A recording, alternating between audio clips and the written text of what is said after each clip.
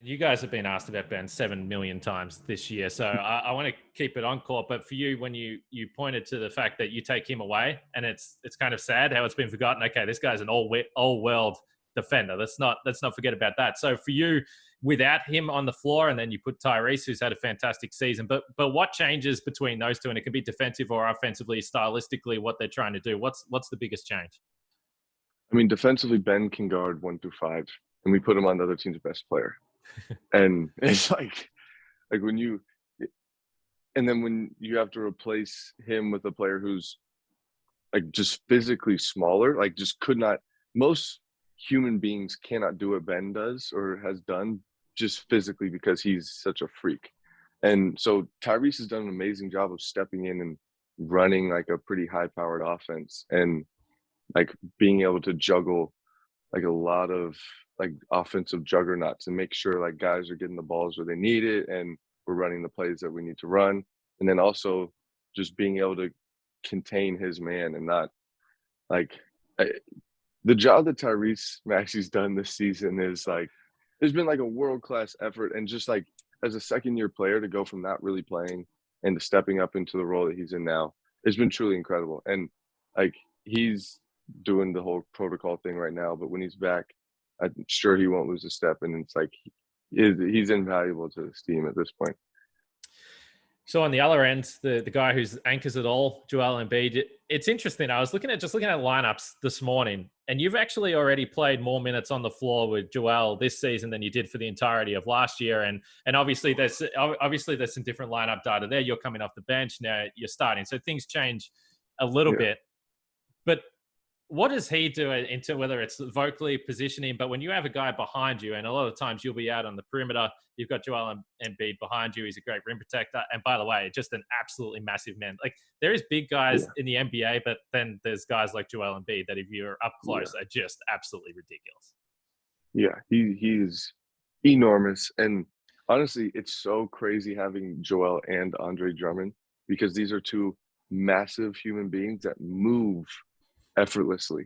They move so fast. And, like it really doesn't make sense. And so the way that like translates to the defensive end is really fun for guys like me who I get thrown in pick and roll after pick and roll. And I was just talking to someone about this. There's only when you're on the ball, you're kind of at the mercy of the big man. Like you're big when it comes to a pick and roll because it's very rare that you can get through a screen unscathed. Like it's an uncommon. So it becomes like how is Andre gonna slow down this guard without letting his guy get behind him so I can get back in front and contain the play. And yeah, me and Joe have been like getting a feel for each other and learning how to do it. But it's definitely fun when he's really going on defense. Like it's funny you talk about guys get going on offense, but when Joel gets locked in and starts really going on defense, it changes the game because it increases my ability to make plays because he's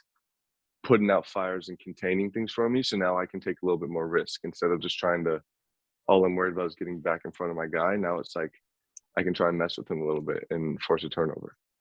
Yeah, that's interesting you say that because we've seen what you can do in one-on-one situations, man to man. But I would guess, and this is just my opinion, you look like someone that freelances as well as anyone in the league as well. You like to see what's going on and make your own decisions. Some would say take risks. Is there ever a time where the coaches will say, Matisse, that was a bad? Do you kind of have that license because not many players do? Yeah, I've had a lot. I mean, I've had to have a lot of talks with the coaches and our defensive coach. I guess like it feels like I'm going to the principal's office half the time. But really it's like finding that balance of for whatever reason I have this unique skill set that allows me to make interesting plays, let's say, on defense. And trying to find the balance of letting me explore that area of myself while at the same time being a solid, consistent defender is really hard. But I actually have a lot of appreciation for our coaching staff because they've given me enough of a leash to be myself and find what it is that they're looking for from me as well. And that's not easy because I've made a lot of mistakes. I've messed up. I've taken the wrong risk or taken on too much risk a lot of the time. But through letting me play through that, it's allowed me to learn when I can and can't do it. And like with that being said, I still mess it up. But it's a game of numbers, and as long as I come out on top, we're going to be okay. The offensive side of the ball, and you've already touched on this a little bit, and I think everyone wants to simplify it and say, well, let's talk about the three-point shot. But where do you see the development of your offensive game? And so far this year, because I look at it and say, well, okay, well, you're getting about 5 or 6 shots a game. 50% of those are coming from three. So where do you see, and maybe it is for you just the three, but what do you see as the offensive development as you continue your career and find your way? I mean, this year, the biggest thing for me personally came from actually playing with the Boomers, playing in Tokyo, the whole FIBA situation, which was just learning how to move off the ball better. And it helped playing with like savvy vets, like Patty, Deli, Joe, all these guys, Bainesy. Like even honestly, like Nick K is one of these guys who I learned a lot from because his game is very unassuming, and at times like you forget he's out there, but what I learned from him is he's always in the perfect place, offensively or defensively. But specifically on offense, his ability to space the floor and make cuts, I learned so much and I was able to bring over to the NBA. And like the biggest compliment I've gotten from our coaching staff is my ability to cut, like, and create. It's been fun. Like I've been learning. This is like a new world that's opened up to me on the offensive end, and it's like most of it doesn't show up in the box score, but I mean, I'm no stranger to that because my game defensively at half the time doesn't either.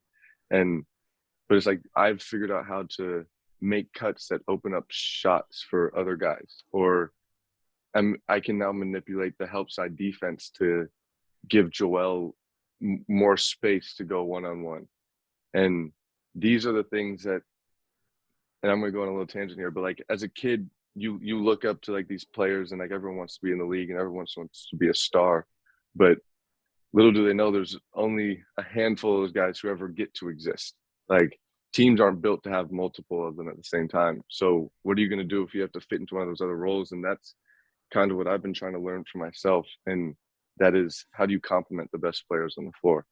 And how do you make everyone else better? And through this like newfound world of cutting off the ball, I've kind of like created a cool little niche for myself, and I found ways to have different levels of success in that area. So you mentioned a number of guys on the Boomers, and it's interesting because speaking of my own tangent, this has been a tangent I've been on for a little while, and people always talk about Patty and they say, well, okay, well, what's going to happen when Kyrie's playing? And I'm like, well, if you watch Patty Mills, he never stops moving, and 82% of his buckets this year have been assisted. So I'm pretty sure that if you put another superstar on the floor, he's going to be fine. So Patty as well, as a guard who obviously can work with the ball in his hands, but is almost, when you think about guys that move without the ball, obviously you think of Steph, number one. Oh, yeah. But Patty has been a guy that's carved out a decade-long career by virtually doing that. Mm-hmm. Yeah, he was really fun to play with because it's rare, like you said, Steph Curry, it's rare that you see players that can be so dominant offensively off the ball, like moving away from the action to get back to it. And then, so it was that, honestly, I did learn a lot from Patty as well because of his ability. Like he was so interesting because he would use the way people guarded him, because everyone was so scared of Patty Mills. Like, don't let him get an open look. So because of that, they would have to guard him. They would go against traditional defensive schemes. And now that opened up new avenues to like exploit what they were doing. So watching how effortlessly he kind of took that and used it against them was really interesting, but also like allowed me to find new ways to play off of him. And he honestly was good about being verbal about it and like being like, Tease, when you see this, do that, I'll find you, like that kind of stuff. Him and Joe were really, really great at that. But yeah, Patty in the Olympics is on another level, but what he's been able to do with Brooklyn is awesome. And you can see how much, if you watch a game, you can see how much Kevin Durant loves playing on the court with Patty, because it's just, it creates an outlet and it just opens up. Like you talk about, players have different levels, like gravity is what we call it at times. like a Kevin Durant has such a strong gravitational pull of every defender on the court pulling towards him, but Patty is also such a skilled, like such a threat that it offloads some of that, and it changes a lot for guys out there. So as a defender, you just kind of hit on something that's always been interesting to me. If you're playing Brooklyn, let's say, and you've got James Harden, you've got Kevin Durant, you've got Kyrie Irving on the floor, how difficult is it not to be sucked into the ball handler? If you're the help defender, or if you are defending the screen, whatever it may be, when you talk about gravity, how real is that as a defender, and how difficult is it to not fall into that? I mean, you're screwed.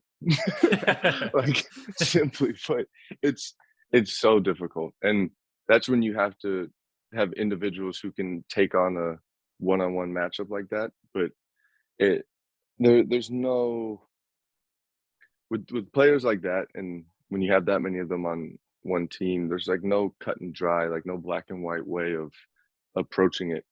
It's like you try to force them into situations they wouldn't prefer, and then just try to play out of that. And that's kind of like you live and die by that. It's like, just don't let them get to what they want, and then you kind of live with the results, because there's no way you're shutting down all of those options. So it's just, yeah, it's like basically that. It sounds simple, but like in practice, it's like next to impossible. Like, yeah, don't let KD shoot a pull-up jumper. Sure.